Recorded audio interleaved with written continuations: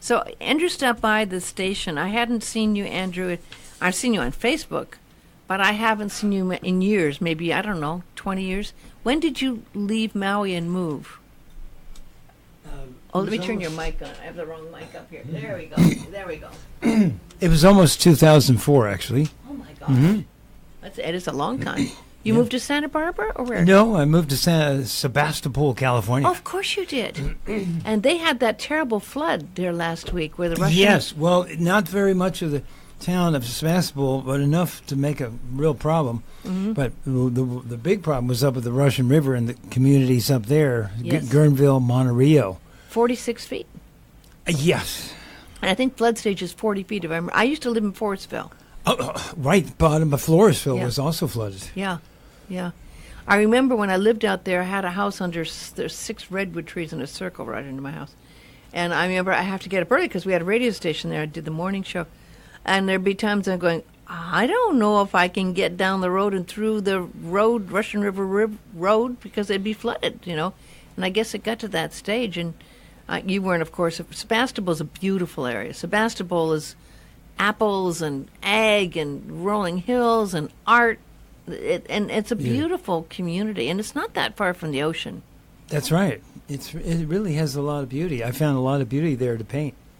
And are the art galleries still doing well? You still have a lot of art galleries in Sebastopol? Not too many galleries in Sebastopol, actually. Oh. I'm not really... I've been showing more with maybe privately collectors. Well, you have a base of people that you've developed over there. Your visionary art is just fantastic. And you have a unique style. A lot of people who do visionary art are pretty impressionistic. But your visionary art is like crystal clear, almost like microscopically clear. And it's not that impressionistic visionary art. And you've been doing that style since you were here, when you lived here. Right. And you showed a lot here. And so are you still keeping some of your same base of clients or galleries that you work with? One always has to find new ones. Others pass away, so or don't collect anymore. They have enough, or whatever is the deal. But yes, you always need to be open to receive new clients, new collectors. And your work, are you still working? You're still doing as much work as you did here from your place in Sebastopol? Not quite. Really, I haven't really set up here at this point. That's to be determined where and when and what. Well, you lived up country, didn't you? When you lived here, you lived up in Kula, outside Kula, right? Yeah. Well, actually, I lived in Ulapalakua. Right. Yeah. Right.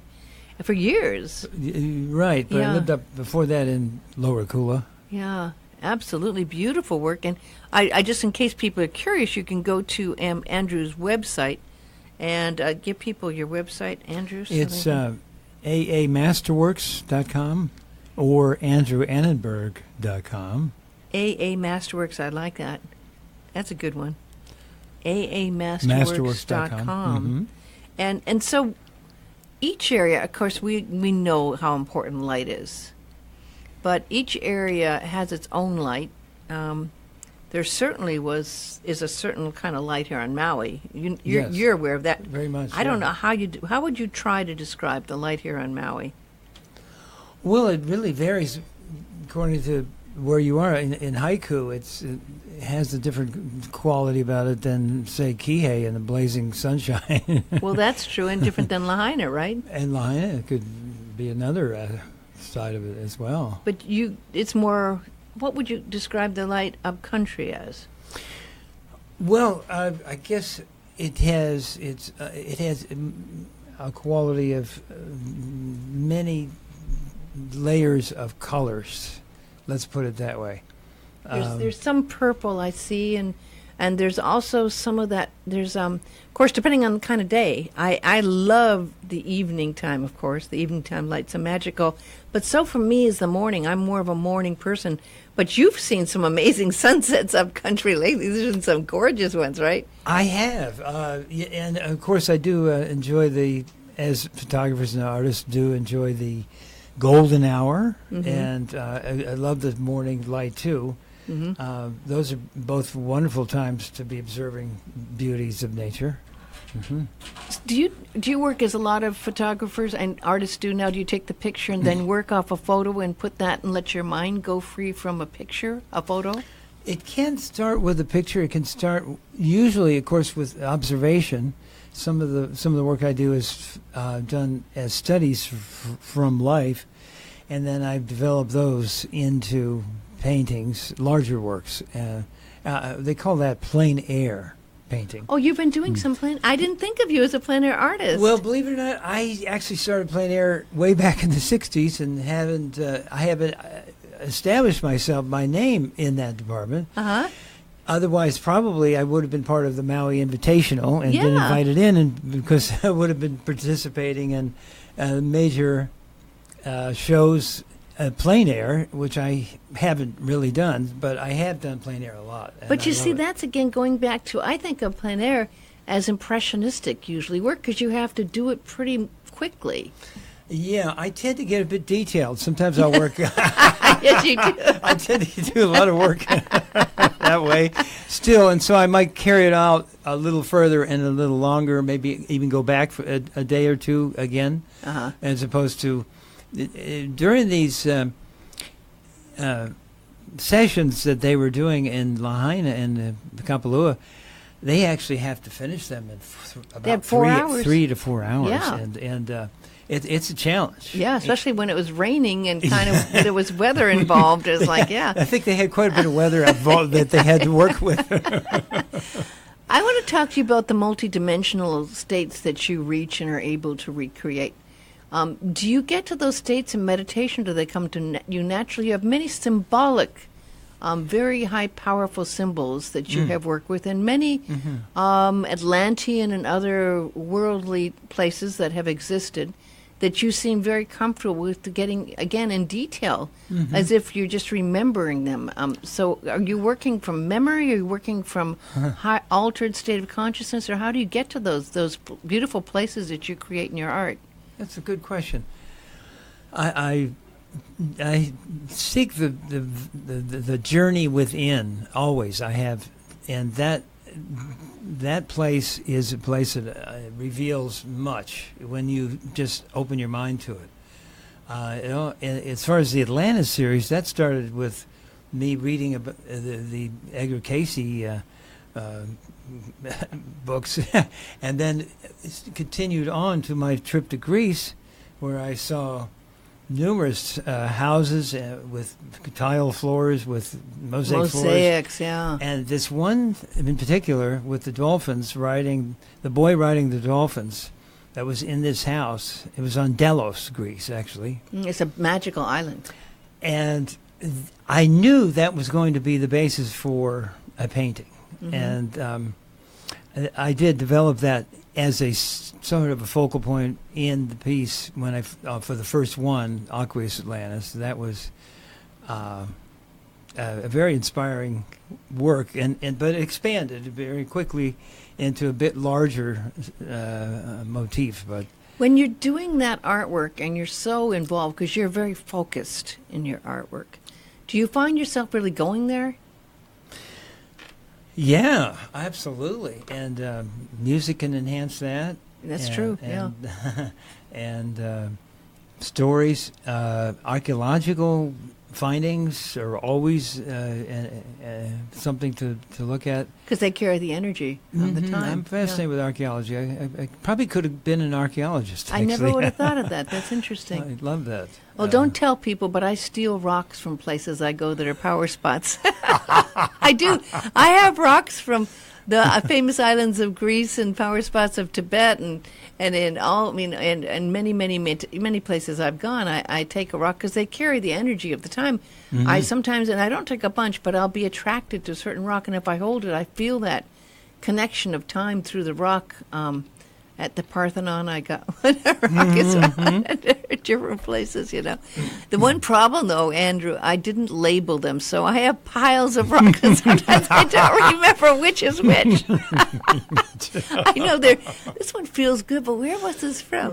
But you know, with all that, you also got that same influence through Egypt. You had definitely some beautiful Egyptian pieces you did. I did, and Egypt was a great inspiration for me and my work.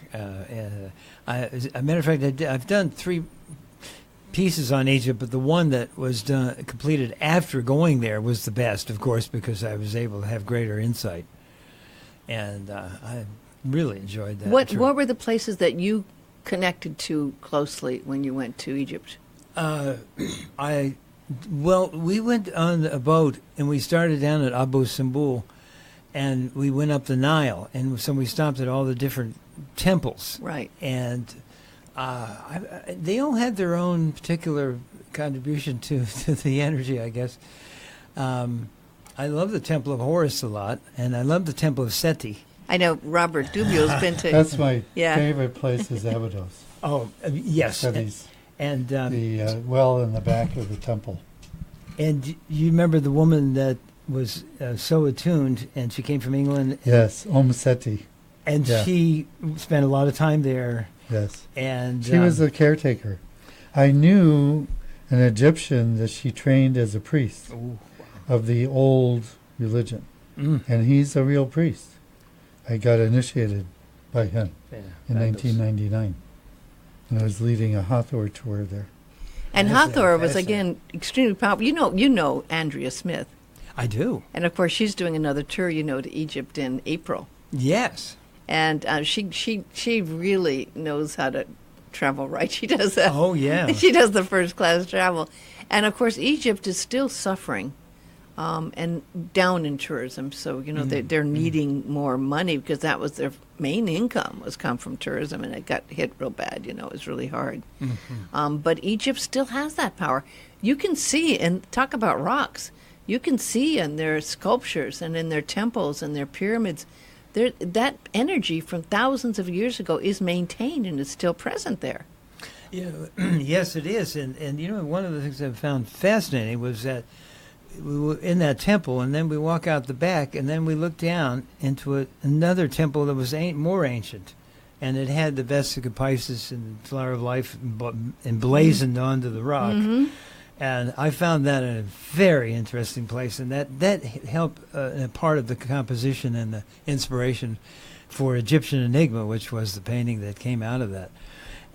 Because you have civilizations going by in time, and immense amounts of time, and another one is created and comes and goes. That kind of levels is something that's kind of amazing to me. Something about the way I would stand in front of some of those different statues would align me. I wanted to be standing a certain way and feel the power directly, and I felt like it would take me, if I stood right in front of it, directly in front of it, and faced it head on, that I could directly receive the energy and I mean easily be transported. I was there on the eclipse of a full moon in Luxor one time, and they have the light shows there now. I don't know if you got a chance to do that, but it's magical at night, with the lights and everything. Oh, we did one of those. Isn't it? Yes. But there is this magic that's still there in Egypt that has maintained itself over thousands and thousands and thousands of years, Very much. And there is so much mystery still there too. But when you went there, obviously you were touched by it. Did you feel like maybe you'd had another lifetime or had a lifetime experience there? Absolutely. Yeah, I did too. I really did feel that as well. And when you do that, of course, you kind of, in a way, through your art, you kind of capture that, don't you? That moment in time is recreated. I like to feel that I do. So what other power places have you gone that have inspired you? You always look like you've been inspired by water. Obviously, you like the dolphins. Yes. Water's inspired you deeply. What other places have that mystical feeling for you? Well, maybe Chartres Cathedral, perhaps places in Italy, like Assisi. Yeah. Oh, yeah. Assisi definitely has the energy, doesn't it? Mm-hmm. And it's a different energy there. Definitely a different energy, right? Very much so. What touched you about Assisi? I think the devotional element. I think that the someone that just loved God so much that he gave his whole life to that. Yeah. And there's other places too in England. Canterbury, or not Canterbury Cathedral, but out at I'm trying to remember it too. Where Avalon used to be. Avalon is the mind that was coming to my mind. Right, and of course, I'm reading a story right now about the scenes and the time they spent in Avalon, and how there was that Magdalene connection and that lived on in Avalon as well. That mystical connection was definitely there. But I haven't been to the area that was. Where was that? Outside Bath, or where would that area have been? Glastonbury, is it Yes, Glastonbury? Oh, yeah, Have you been there to Glastonbury? Glastonbury, very. The Holy Well. Yes, the Holy Well is there. The Chalice Well. Well. And the Tor. What's that? It's hill. a remnant of a. It's basically an elf, a fairy elf, I guess you could call it, with a lot of history and an ancient remnant of a cathedral there. That it's just basically a shell, but it's just stands up there, defiant of time, I guess. Uh-huh. I also was in Ireland a couple of years ago on the west coast and went up north and there's that beautiful Druid area, which also is amazing power. And the Druids and the Celts, some of the Druids still have that energy, and that energy is also extremely ancient. And I kind of got that feeling as well up there with the Druids. Yes. Mm-hmm. And that's very powerful. Have you ever been to Ireland? Have you been? No, it's high on my list. Yeah, I think you'd love it. Yeah. West Coast, and definitely over there to that ancient place. Because there is that, I think when you go to places like that, power spots we're talking about, basically, right? Yes. You are taken to, they're almost like, I don't want to call them vortexes because that word's really been overused. But there are openings that can happen when there's been people through history and time that have have been in the light, been enlightened at these places, right? I mean, and that vibration is really powerful. It is, indeed. Yes. So what are the latest works and what has inspired you lately? It is an aspect of nature that I find so beautiful, and it is the ancient oak trees of Northern California.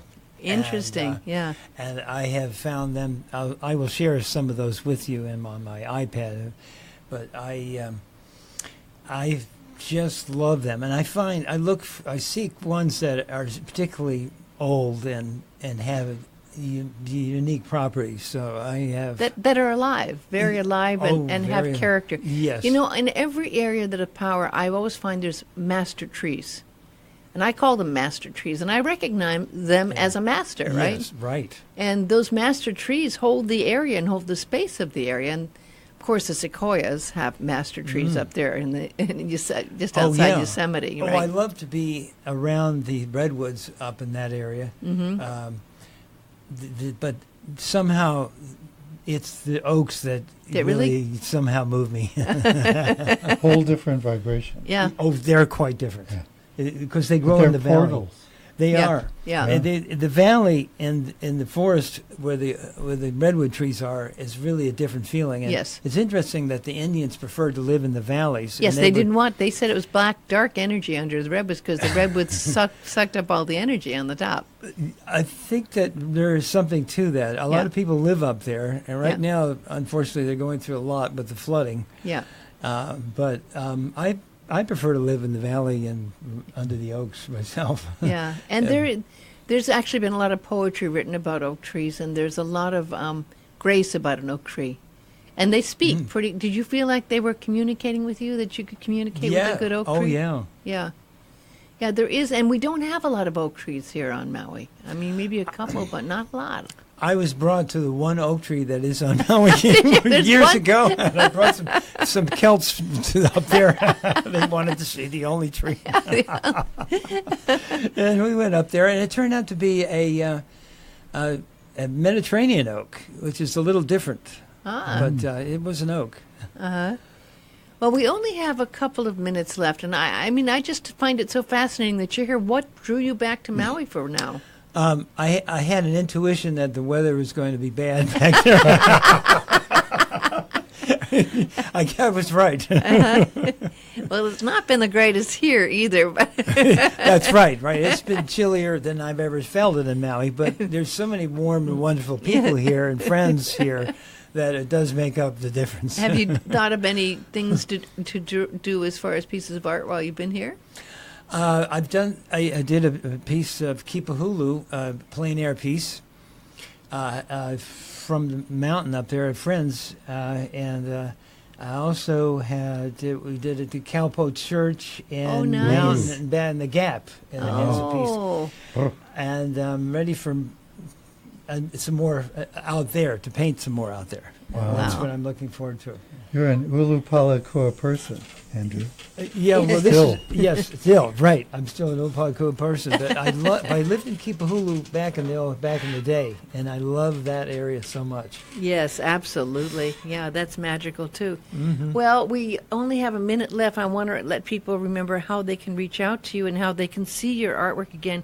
That's one problem with radio. It's really hard to recreate artwork on the radio. So it's best if they really see your work, and they can do that by? Well, you go to the aamasterworks.com or andrewannenberg.com. And what about Facebook? Because you've been more active on Facebook lately. have. I've been posting various pieces on there lately, and that's another area where some artwork can be seen. At Andrew Annenberg Facebook? Yes, I'll find you? Andrew Annenberg. Well, I've always considered you to be a master artist, and it's so kind of you to take the time and come in and talk about some of your inspirations. And it's always great to see you, Zarobert. Zarobert.com is my website. Zarobert.com for the work you're doing. You're also on Facebook. Yes. Under Robert K. Dubiel, Chiang Mai, Thailand. Yes. And, between the two of you, we've got some enlightened energy in the room, and it's always nice to be enlightened because Mercury did go into retrograde today. So we'll stay in that light. I want to thank you, everyone, for listening, and you can find my work on the Travel Angel Handbook and How to Fly with Less Stress. And I will see you next week, and remember to stay centered and full of aloha.